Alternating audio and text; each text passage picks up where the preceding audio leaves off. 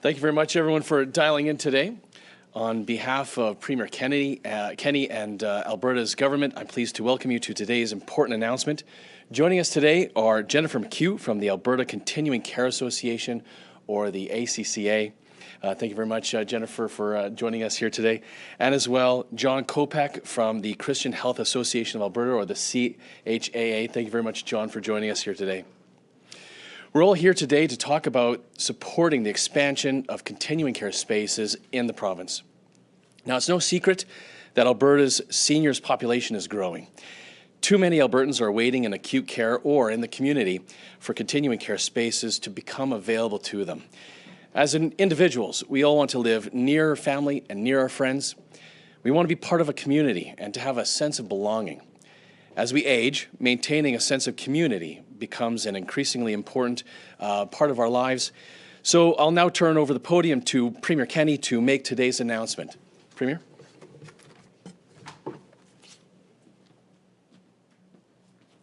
Thanks very much, Tyler, and to Jennifer and John for joining us for this important announcement about creating more continuing care spaces for Alberta seniors.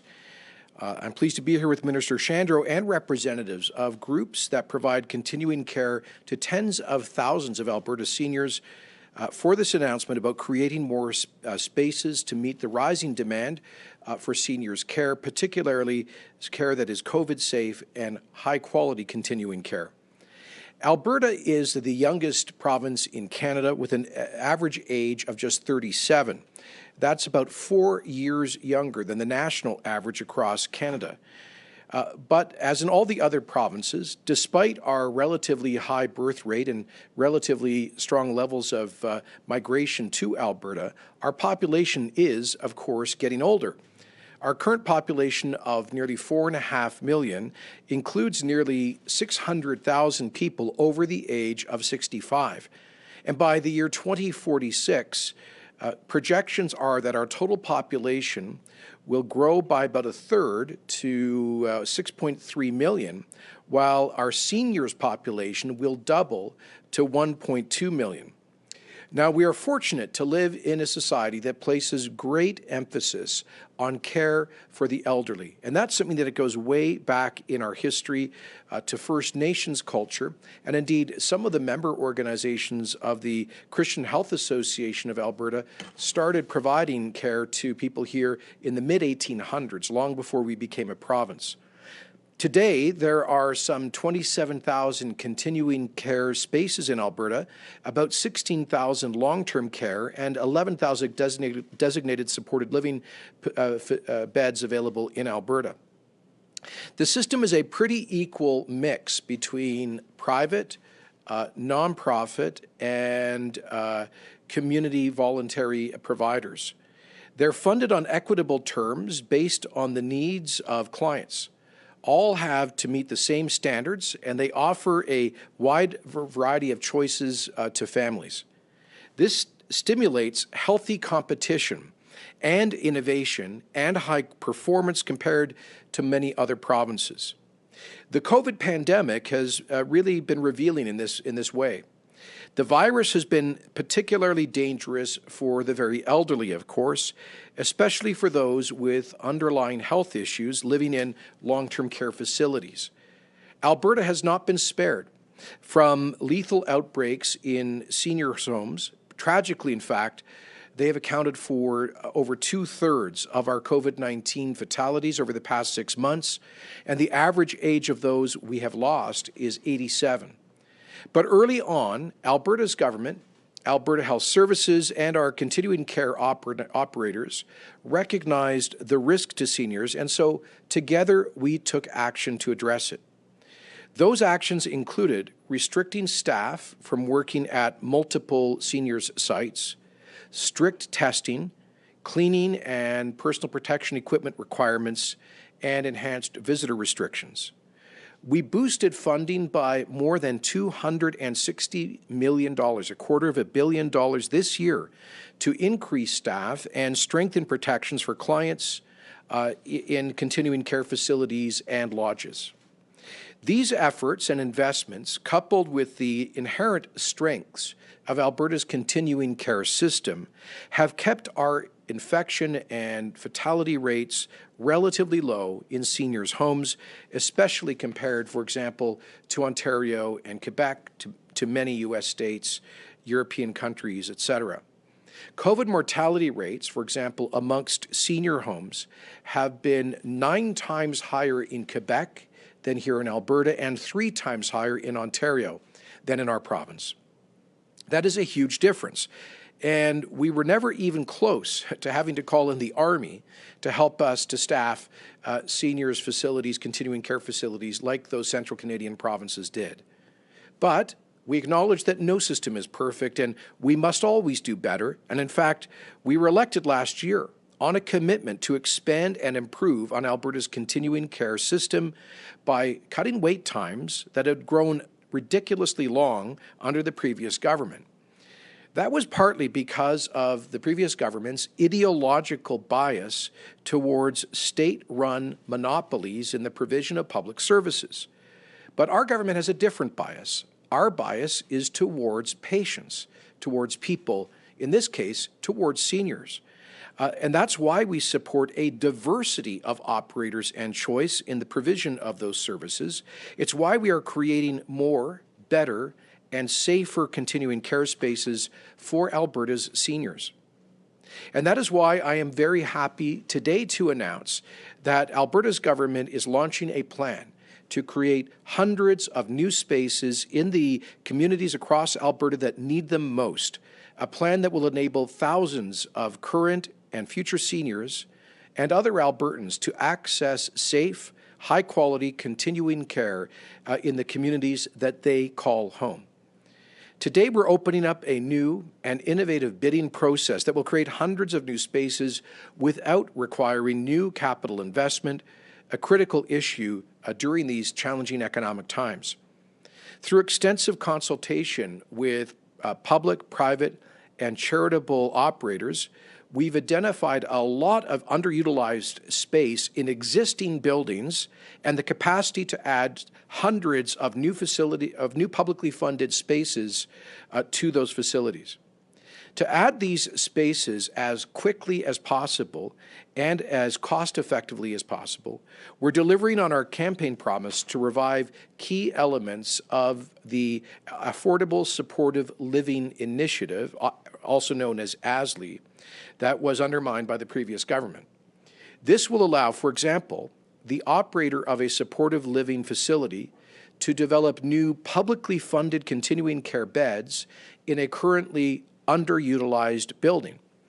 This will speed the addition of capacity to the continuing care system without waiting years to construct a new building.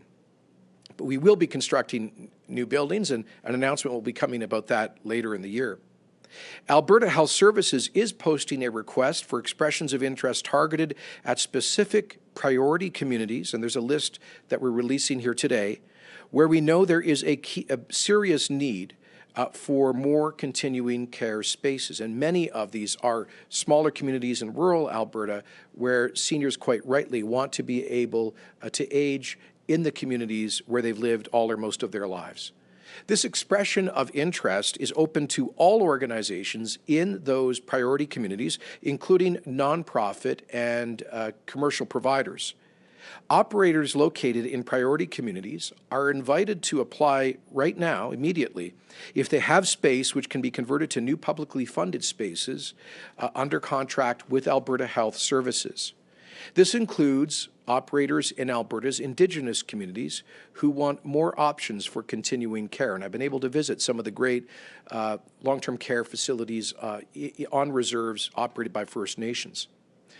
So once this expression of interest is completed and we have contracted additional spaces, we will then examine the gaps and plan for additional expansion of continuing care spaces in the area that needs it most. And as I said, we'll have more to announce about that later this year. All the spaces created will conform to the lessons learned about how to protect the most vulnerable during the pandemic. And should there be a future pandemic of this nature, the same lessons will apply. These include the clearly higher risk of infection spread in facilities that have shared rooms and less space, common space for activities. Since 1999, Alberta's capital grants program for continuing care have required that all new spaces are in single private rooms, with some exception for couples, plus increased space in buildings overall. This is likely one of the reasons that Ontario and Quebec endured significantly higher rates of transmission in their continuing care facilities, where there are more shared rooms and, frankly, an older housing stock. In addition, since the onset of COVID-19, new architectural design requirements have been developed by Alberta Health and AHS.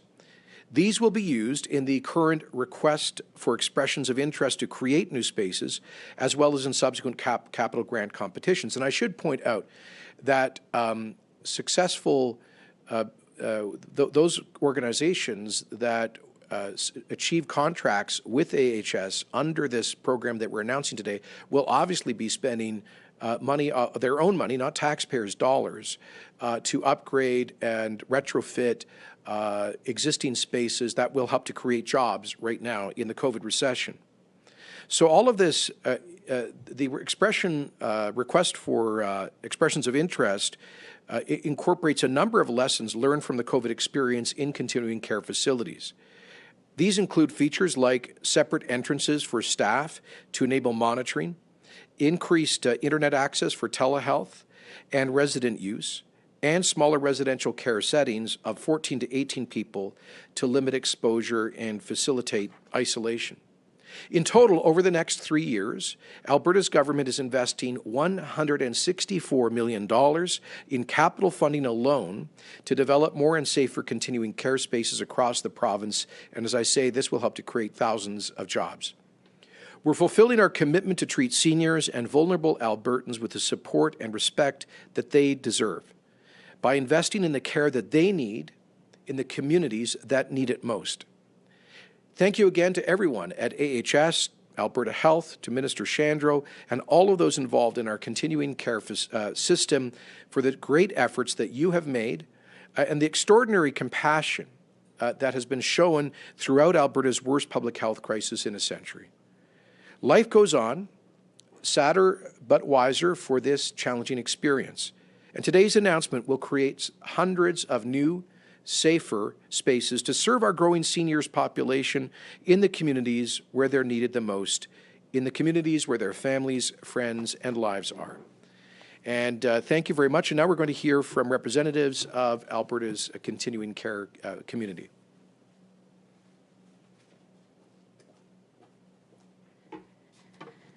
Good morning. My name is Jennifer McHugh, and I'm proud to serve as the board chair of the Alberta Continuing Care Association.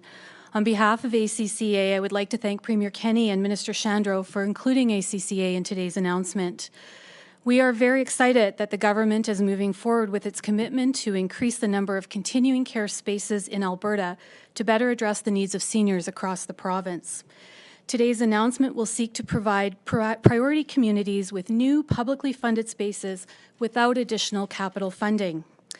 The ACCA represents operators providing care and services for seniors across the continuum, including home care, supportive living, and long-term care. Our members operate nearly half of the continuing care spaces in Alberta. Every Albertan wants to age with grace and dignity, close to family and friends. Targeting communities most in need means that Albertans will have quicker access to continuing care closer to home. We recognize that the current economic challenges faced by Alberta requires a creative approach to increasing care spaces and addressing the risks associated with aging infrastructure in this province. And this is a smart and sensible approach that will benefit Alberta seniors and communities across the province as we face increasing seniors populations with very complex care needs.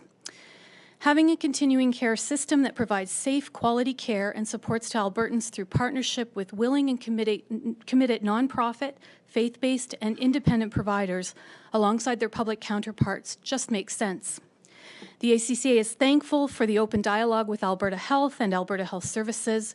We look forward to continuing working with Minister Shandro to create the best possible sustainable continuing care industry, ensuring that all continuing care operations are funded equitably and sufficiently across the province. better quality of life and care for Albertans in the safe and comfortable environments they so deserve, and better value to taxpayers can be achieved when we work together. Today's announcement is a welcome first step towards that goal, and the ACCA looks forward to continued collaboration through the future phases of this program.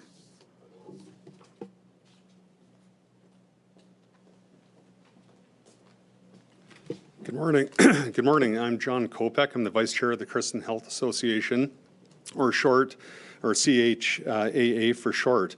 On behalf of CHAA's not-for-profit member organizations, I'd like to acknowledge our government's commitment to ensuring Albertans have access to a range of continuing care spaces and services. CHAA's members serve nearly 15,000 Albertans in more than half of all municipalities across the province. Having operated in Alberta since as far back as the late 1800s, our nonprofit organizations know firsthand how important it is to bring services to the people wherever they live across our many communities, towns, and cities. Whether residents need long-term care beds or community outreach services, it's essential that vulnerable Albertans have access to services close to home. Especially as health needs change over time, staying connected with loved ones, families, and communities is, and always will be, a key to healthy aging in place. CHAA is proud to work in partnership with seniors in government. With 150 years of trusted service under our belt, we look forward to serving Alberta communities for many more generations to come. And thank you very much to our government.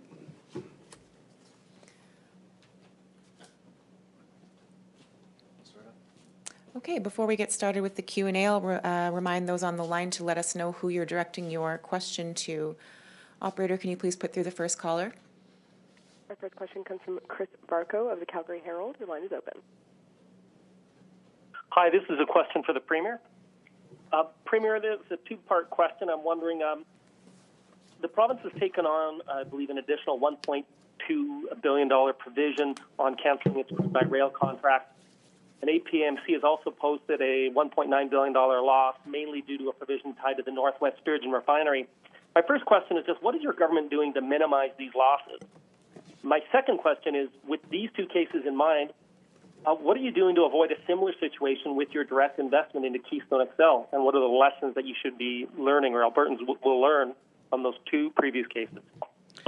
Thanks very much. First of all, on the crude by rail, that was a mistake that the previous government entered into. We opposed it from day one, and because we knew that was an area that the government should not be distorting the market, that the market would respond with incremental crude by rail shipments at the right price point. That's exactly what happened. In February of this year, we reached an historic high of 412,000 barrels per day of crude moving by rail out of Alberta without the operation of the NDP contract, which was for 120,000 barrels over 2 years for billions of dollars. And that's the reason we ran on a commitment to hand off those contracts. We had made great progress over the fall and winter in negotiating that. We had agreements in principle to reassign the 2-year crude by rail contracts to private sector operators at acceptable prices, which would have saved us hundreds of millions of dollars from what the NDP had encumbered us with.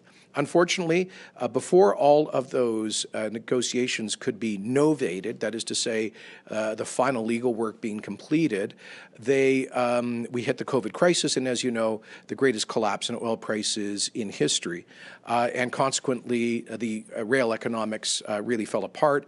I am pleased to say, however, that APMC, the Alberta Petroleum Marketing Corporation, has successfully transferred and novated contracts for about 50,000 of the 120,000, and they have a very credible plan to move the other 70,000. This was a write-down recognizing the liability that was incurred by the previous government. But let's be clear, if we hadn't sold these contracts, we would have been on the hook for even more. In fact, it's estimated that we would have been on the hook for at least $2.3 billion and as much as $2.7 billion. So we've at least been able to save taxpayers a few $100 million on this, but the whole deal never should have been struck in the first place. On the question of the Sturgeon Refinery, you know that we've always had very serious concerns about that arrangement that dates back to over a decade. As you know, the project is years behind schedule, and it went at least 100% over the original estimated cost, $10.1 billion in capital costs. And I should point out that one of the legacy parties that are now constituted in the UCP was opposed to the Sturgeon Refinery proposal in the very beginning because they were concerned that taxpayers were taking on too much risk. We've now seen that risk come home in a very substantial way with that write-down, that $1.7 billion provision in our fiscal update presented last Thursday by the Minister of Finance. Now, that is partly a reflection of current market conditions, and we do hope and expect that price will rebound post-COVID and the market conditions will improve, and that now that as of June 1st, the Northwest Refinery is finally producing, we do hope that there will be some revenue flow from this that will mitigate the risk and the loss to taxpayers. But this is a bitter pill for sure. And let me just add this, Chris. You know, very often, and hardly a day goes by when people don't say to me on social media, why don't you build some refineries? Well, guess what? We did build a refinery. And it took us $10 billion in Alberta to build a refinery that's supposed to be producing 60,000 barrels per day. Let me put that in context. My colleague Prasad Pandit, Minister of Infrastructure, was a senior project engineer on the Reliance Jamnagar refinery in the west coast of India, the largest oil refinery on earth. And he tells me that they built the first phase of that to process 800,000 barrels a day for a little over $3 billion US. So 800,000 barrel capacity for a $3 billion capital investment versus 60,000 barrel capacity for diesel here on a $10 billion capital investment. That's one of the reasons why the private sector is not prepared to come forward with multi-billion-dollar investments for refineries here because of the cost structure, and that should be a cautionary tale for the future. We're for diversification, for upgrading wherever it makes sense, for facilitating private sector investment, for petrochemicals, but full-scale refineries are a very expensive and risky proposition, as underscored by last week's write-down. Operator, can you please put through the next caller? Our next question comes from Tom Vernon of Global News. Your line is open.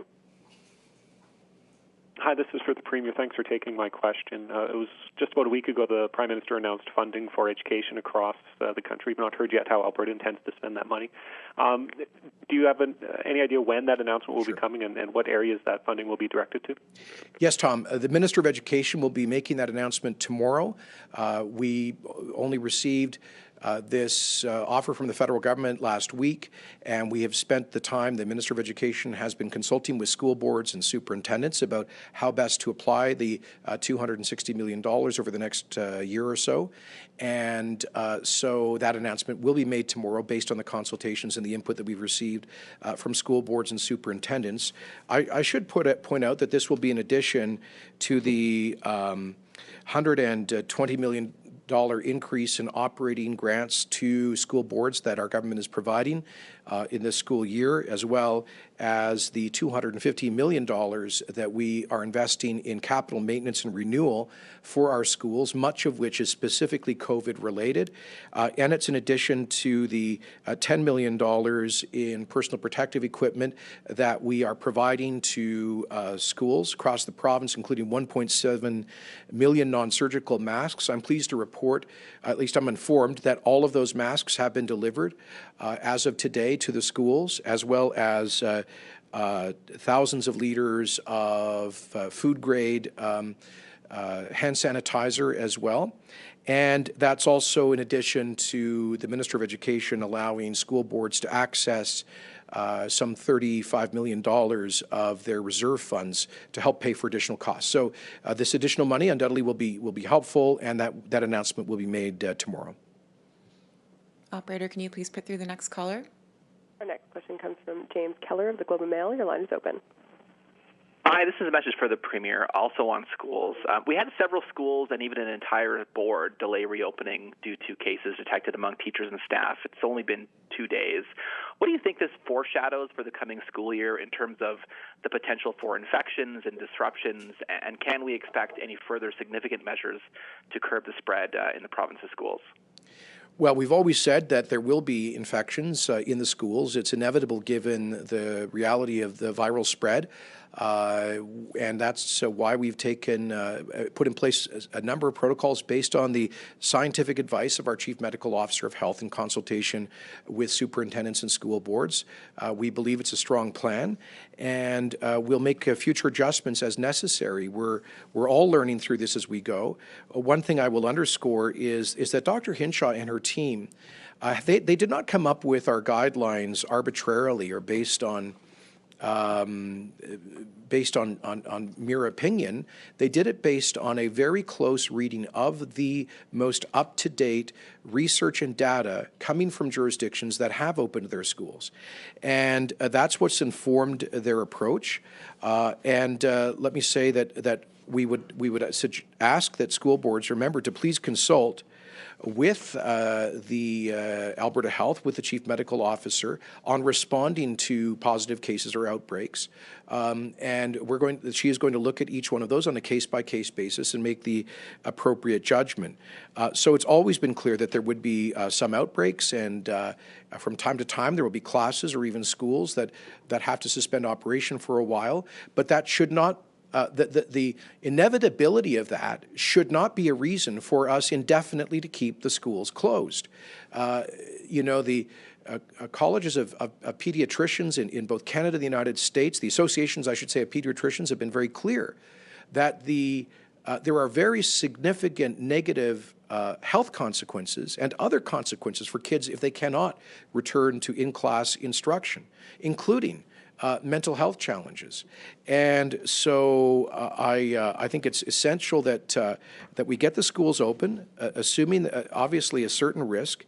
As the College of Alberta School Superintendents has said, the reopening plan of Alberta Education clearly demonstrates a willingness to take the necessary steps to support the safety of staff and students, and they appreciate our continued collaboration and support.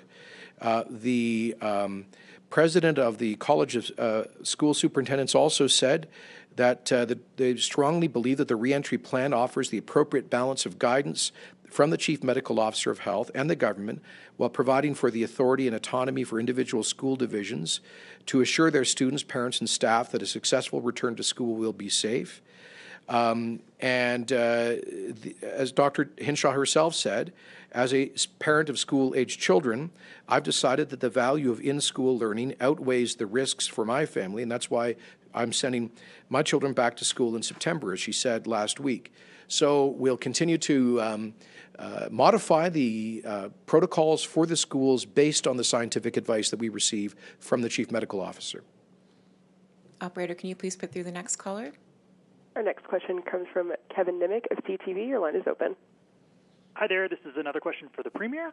Many parents and teachers are expressing confusion and frustration over the Chief Medical Officer of Health now stating 2 meters of distance would not be mandated in classrooms. Many parents decided to send their kids to school with the understanding that there would be distance between desks. So why isn't your government, in conjunction with Dr. Hinshaw, clearly communicating with constituents, and why are you allowing relaxed safety measures? Well, we are clearly communicating, and we're not allowing relaxed safety measures. The medical order issued by Dr. Hinshaw on the weekend perfectly reflected the policy that she outlined a month ago. So we were the first province in Canada, I believe, to provide specific guidelines for the safe reentry of schools. That announcement was made on August 4th with respect to masks, for example. And this week's update of the public health order was simply giving schools the legal authority to enforce the mask requirement that was announced on August the 4th. So I know that the teachers union has tried to create some confusion about this. That's regrettable. But as Dr. Hinshaw, our Chief Medical Officer for Health, clearly outlined yesterday, this is a confirmation of what was announced over a month ago. Okay, we have time for 3 more. Operator, could you please put through the next caller? Our next question comes from Terry Reith of CBC. Your line is open. Yes, hi, thank you. My question is also for the Premier, and it is actually a direct follow-up to that last question. We have seen strong public reaction to Public Health Order 33/2020. Some might say a backlash. What concerns do you have, Mr. Premier, with trust around the Chief Medical Officer of Health at this point in time? I think it's unfortunate that some political actors are trying constantly to score political points against our highly qualified public servants in the midst of a pandemic. That's truly regrettable. But let's be absolutely clear. The Order 33 is simply the legal confirmation of the policy that Dr. Hinshaw announced a month ago. Plain and simple. It's unfortunate that some people are trying to create controversy where none should exist. This is just the legal reflection of the policy that was announced a month ago. And by the way, it's broadly the same policy that exists in other jurisdictions all across North America with respect to the reopening of schools. Alberta's plan is broadly similar to that of other provinces. I know that there are folks trying to exploit this entire pandemic for their own purposes. The NDP proposed, for example, that we only reopen the schools if we can create class sizes of 15, which would require opening 13,000 new classes, building 800 new schools, training and certifying 13,000 new teachers at an estimated cost of $4 billion. That's not a plan to reopen the schools. It's a plan to keep them shut. So I trust the expert science-based advice that we receive from the Chief Medical Officer and her team of public health experts. And let me point out that this has been confirmed by many experts. Dr. Stephen Friedman, a professor of pediatrics and emergency medicine at the University of Calgary, wrote that I'm looking at this from a global level. So when you ask the question, how safe is COVID-19 for kids? In the grand scheme of things, it's very safe. Children rarely have complications when they're infected with COVID. Dr. Joan Robinson, Director of Pediatric Infectious Diseases at the University of Alberta's Faculty of Medicine, wrote that, quotes, parents should be reassured that unless their child has a severe chronic medical problem, it's very unlikely that the child would require hospitalization if infected, assuming that household members do not have severe medical problems and that contact with the elderly is avoided. It should be safe for children to return to school. The social and educational benefits from return to school would be predicted to far outweigh the risk of COVID-19 for the vast majority of Alberta children. And let me point out what the American Academy of Pediatrics have said, that the importance of in-person learning is well documented, and there's already evidence on the negative impacts on children because of school closures in the spring of 2020. Lengthy time away from school and associated interruption of support services often results in social isolation, making it difficult for schools to identify and address important learning deficits, as well as child and adolescent physical and sexual abuse, substance abuse, depression, and suicidal ideation. This, in turn, places children and adolescents at considerable risk of morbidity and, in some cases, mortality. These are the views of the experts, and this is why we have followed the scientific, evidence-based advice of our Chief Medical Officer and her team.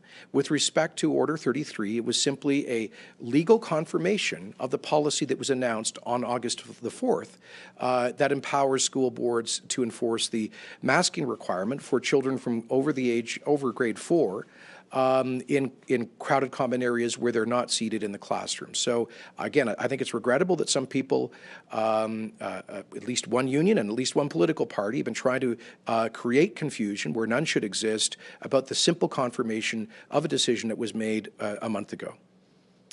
Operator, can you please put through the next caller? Our next question comes from Lisa Johnson of Post Media. Your line is open.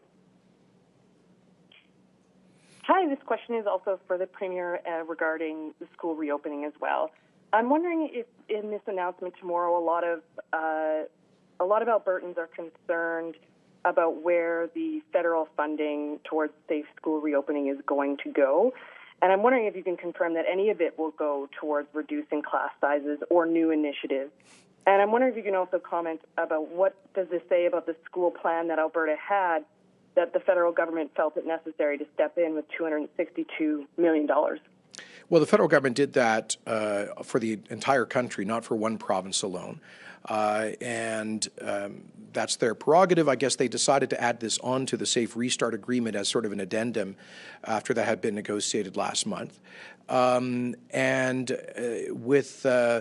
With respect to the details, those will be announced by Minister LaGrange tomorrow. She is completing consultations with the school boards and superintendents today. And let me say, we appreciate the cooperation of school boards and superintendents in developing the Alberta principles for the safe reentry of schools. And let me also say that the same concerns that are being raised here are being raised in every other province and in every other jurisdiction around the world. And we are trying to learn from those experiences of schools that did reopen earlier. It's on that evidence that the Chief Medical Officer of Health developed her advice to the government. So again, the announcement will be made by Minister LaGrange tomorrow. But one thing we know is when you ask if that will be used to decrease class size, we estimate that reducing class sizes in half would cost about $4 billion. Here we're talking about $260 million from the federal government. So that is 1/15 of the estimated cost of reducing class sizes in half. So that just gives you a scale of the proposals to reduce class sizes in half are actually proposals to keep the schools shut. Because even if we had infinite money, and by the way, let me say, this really is not about money, because I've said to our ministers from the beginning, if we need additional resources to ensure safe reentry of schools, we'll make those resources available.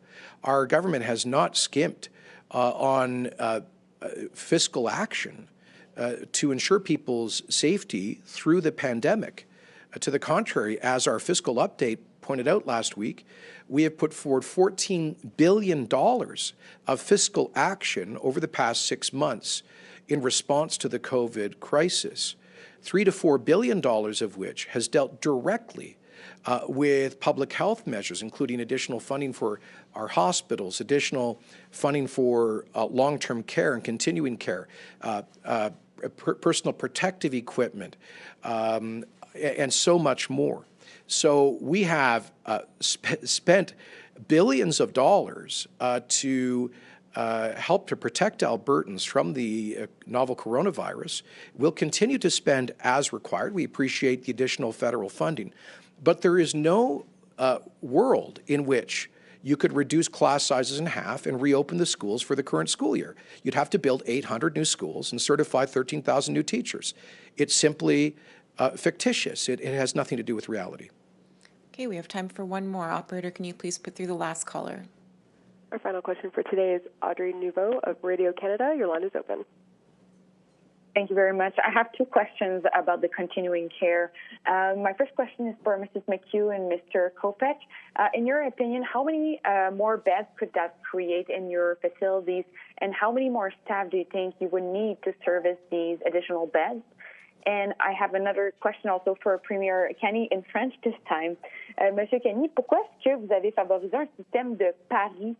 Pourquoi est-ce que, selon vous, ça a plus de chances de fonctionner que de simplement demander aux opérateurs de soins de longue durée de créer plus de lits dans ces espaces sous-utilisés que vous avez déjà identifiés? Okay. Well, thank you. I'll take the first question, actually.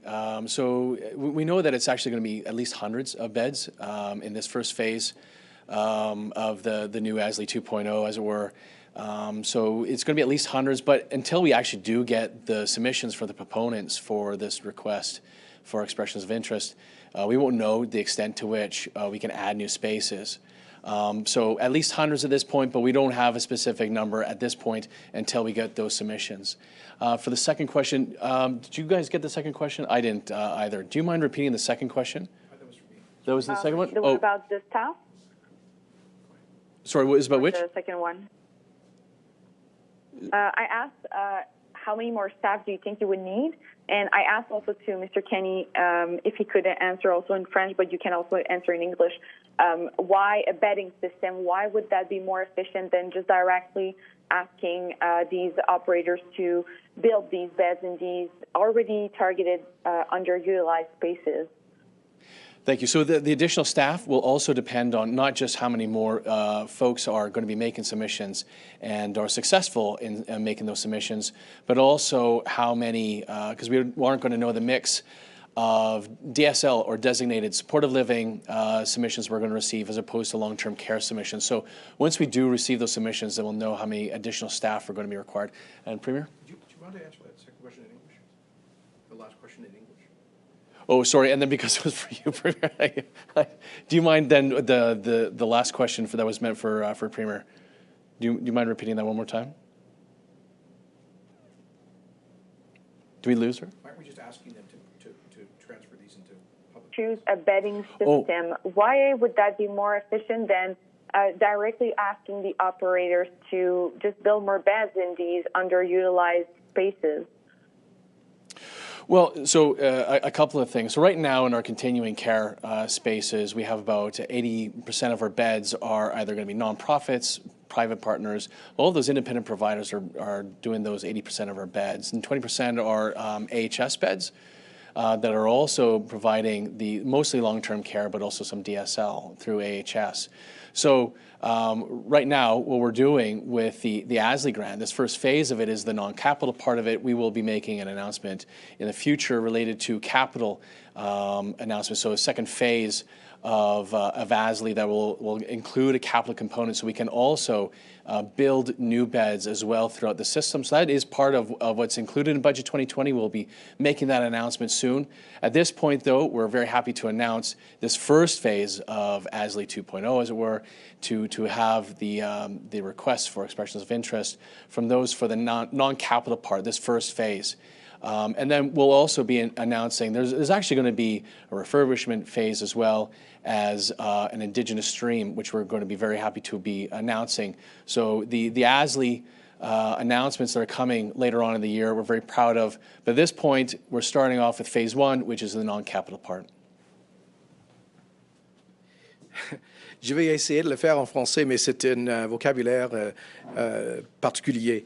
Alors, aujourd'hui, nous annonçons un processus pour créer plus d'espace pour les aînés subventionnés par le gouvernement dans les maisons d'âge d'or. Maintenant, il y a beaucoup d'espace disponible qui n'est pas utilisé pour le soin subventionné par le gouvernement. Alors, le point de l'annonce aujourd'hui est de faire et d'attirer les expressions d'intérêt des opérateurs qui ont l'espace typiquement dans les édifices du secteur privé et à but non lucratif pour voir où il y a un cas pour subventionner le soin des aînés par Alberta Health Services. Alors, c'est vraiment, c'est pas tout simplement pour le gouvernement de faire une obligation de modifier les chambres qui sont disponibles aux chambres subventionnées pour les services du gouvernement.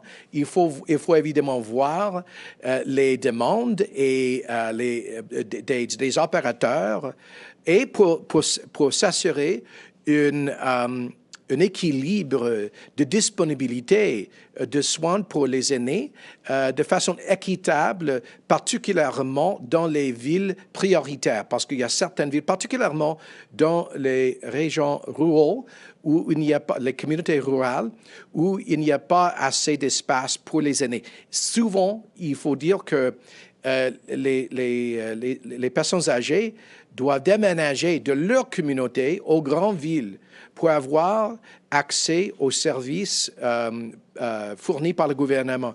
Et pour nous, ça serait beaucoup plus juste pour leurs soins, pour les personnes âgées, d'avoir la capacité de rester dans leur communauté avec les services de Alberta Health. J'espère que ça répondu à votre question. Thanks very much, everyone.